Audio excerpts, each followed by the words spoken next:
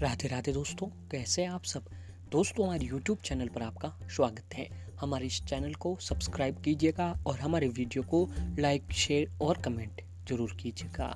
दोस्तों, आश्विन मास के शुक्ल पक्ष की पूर्णिमा को शरद पूर्णिमा कहा जाता है। दोस्तों, इस बार की ये पूर्णिमा 30 अक्टूबर शुक्रवार के दिन को पड़ रही है। इसे दोस्तों रास पूर्णिमा भी कहा जाता है। मान्यताओं के अनुसार इस दिन पूरे वर्ष में चंद्रमा 16 कलाओं का होता है। साथ ही यह भी कहा जाता है कि इस दिन चंद्रमा से निकलने वाली किरणों से जो है अमृत बरसता है। वैसे तो हर महीने पूर्णिमा आती है, लेकिन शरद पूर्णिमा का जो महत्व है वह बहुत ही अधिक होता है। शरद पूर्णिमा के दिन दोस्तों खीर बनाई जाती है और उसे रात को चंद्रमा की रोशनी में रखी जाती है। फिर माता लक्ष्मी जी को जो है भोग भी लगाया जाता है।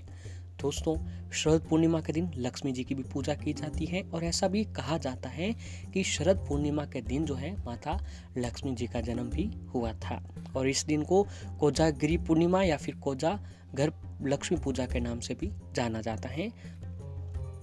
दोस्तों, ऐसा कहा जाता है कि शरद पूर्णिमा के दिन जो है माँ लक्ष्मी जी सभी घर में आती है और उन पर कृपा बरसाती है।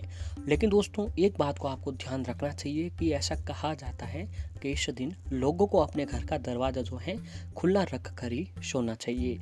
अगर ऐसा नहीं किया जाए तो माँ दरवाजे से ही वापस चली जाती हैं।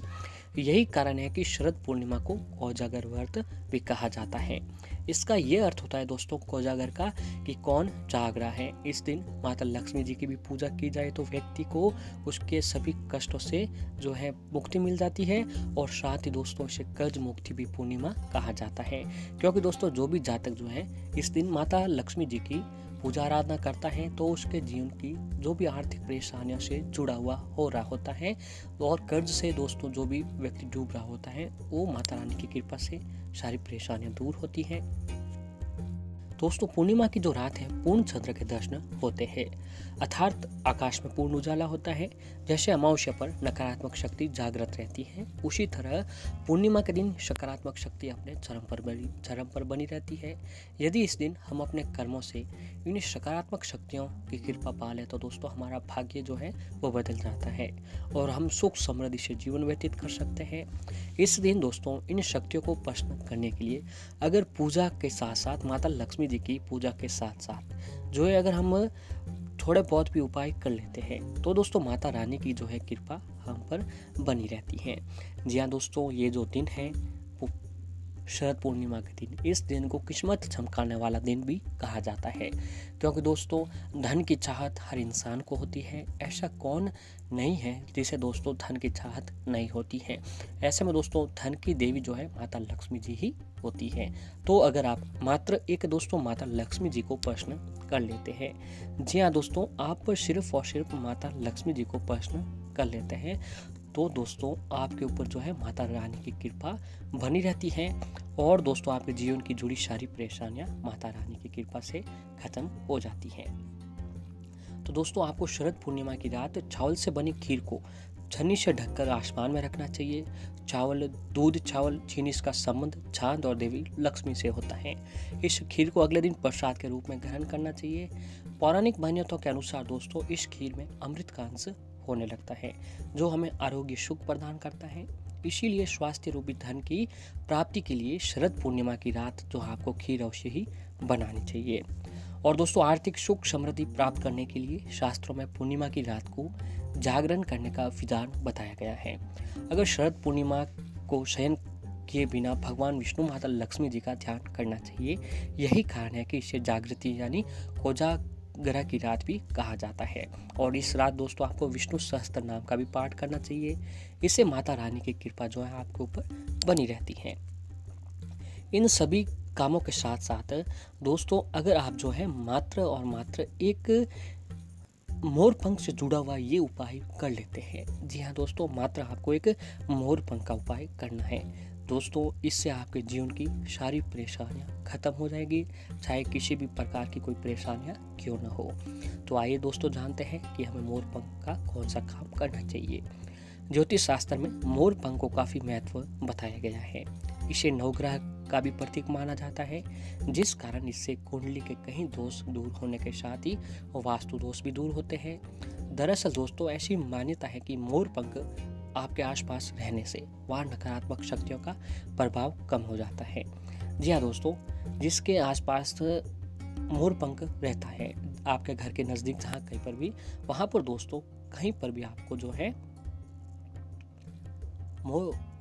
जो भी नकारात्मकता होती है वह नहीं बनी रहती है। तो दोस्तों आइए जानते हैं कुछ उपायों के बारे में।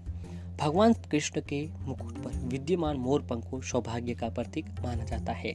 इस कारण से यदि मोर पंख आप अपने घर में ही सही जगह रखते हो तो आपको इसको लाभ होता है। जैसे अगर आप काफ़ी समय से किसी कार्य को पूरा करने में लगातार रुकावटों का सामना करना पड़ रहा है तो दोस्तों आप अपने बेडरूम की पूर्व या दक्षिण पूर्व दिशा में मोर पंख लगाएं। ऐसे उस कार्य के पूर्ण होने के योग भी बनते नजर आते हैं। और दोस्तों अगर आप चाहते हैं कि अपने व्यापार में उन्नति का मार्ग प्रशस्त हो, यानी आप चाहते हैं कि आपका व्यापार और भी ज़्यादा चले, व्यापार को मंदी दूर करने के लिए आपको अपने ऑफिस या दुकान में दक्षिण पूर्व दिशा की ओर में मोर पंख लगाकर देखें। शास्त्रों के अनुसार ऐसे घर परिवार की आर्थिक समस्या हल होने के साथ साथ ही पैसों की जो तंगी होती है वो भी खत्म होने लगती है। और ऐसे ही दोस्तों अगर आप वास्तुशास्त्र में घर के मुख्य द्वार की काफ़ी अहमियत बताई गई है, क्योंकि दोस्तों घर के मुख्य द्वार जैसे ही नकारात्मकता और सकारात्मकता का प्रवेश होता है। जी हाँ दोस्तों, और मुख्य द्वार जैसे ही हम सभी लोग आवागमन भी करते हैं और माता लक्ष्मी जी का जो भी हमारे घर में आवागमन होता है दोस्तों वो भी मुख्य दरवाजे से ही होता है। ऐसे में दोस्तों जिस घर के आगे नकारात्मकता बनी रहती है तो वहाँ पर तो माता रानी का आवागमन नहीं होता है, माता रानी वहाँ पर नहीं आते हैं। और जिस घर के मुख्य दरवाजे पर सकारात्मकता बनी रहती है वहाँ माता लक्ष्मी जी जो है अवश्य पधारते हैं। तो ऐसे में दोस्तों आपको एक काम करना है कि आपको आपके घर के मुख्य द्वार पर जो है साफ सफाई अवश्य रखना चाहिए। और वहाँ पर श्री गणेश जी की मूर्ति के साथ, अगर आप अपने घर के मुख्य के दरवाजे पर भगवान श्री गणेश जी की मूर्ति के साथ अगर आप मोर पंख भी सजाते हैं तो दोस्तों माता रानी जी जो है, माता रानी लक्ष्मी जी आपके घर की ओर आकर्षित होंगे और आपके घर की ओर दौड़े चले आएंगे।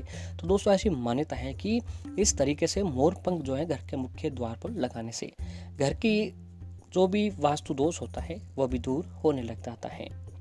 और दोस्तों ऐसे ही जिस किसी व्यक्ति पर राहु दोष समस्या चल रही हो तो दोस्तों ज्योतिष शास्त्र में मोर पंख को काफ़ी पवित्र शुभ वस्तु माना जाता है।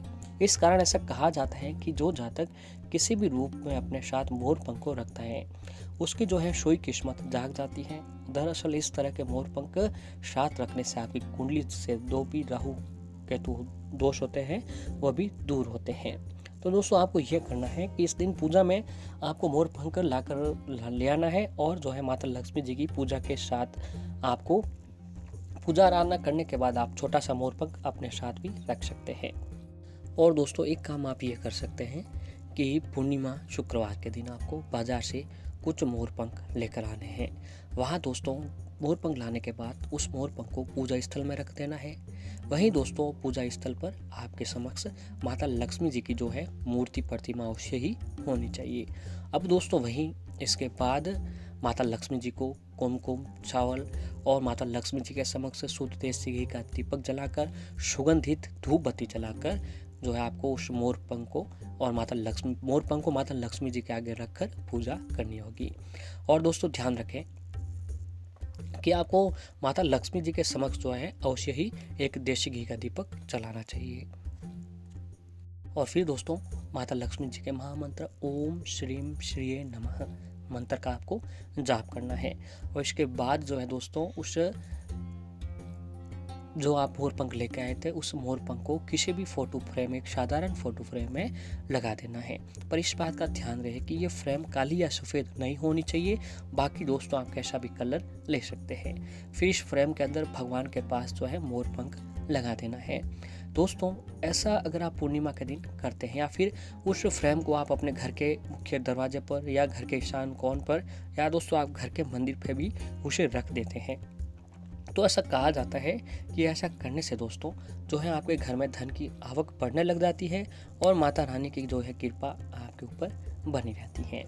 जी हाँ दोस्तों, अगर आप जो है मोर पंख को अपने घर के बेडरूम में भी लगाते हैं तो दोस्तों पति और पत्नी के रिश्तों में मिठास आती है और मोर पंख को को अगर आप अलमारी के ऊपर भी लगाते हैं तो इससे भी दोस्तों जो है पैसों की आवक बढ़ने लग जाती है। इस तरीके से दोस्तों अगर आप जो ये काम पूर्णिमा के दिन कर लेते हैं तो आपके घर में धन की जो आवक अच्छी होने लग जाएगी।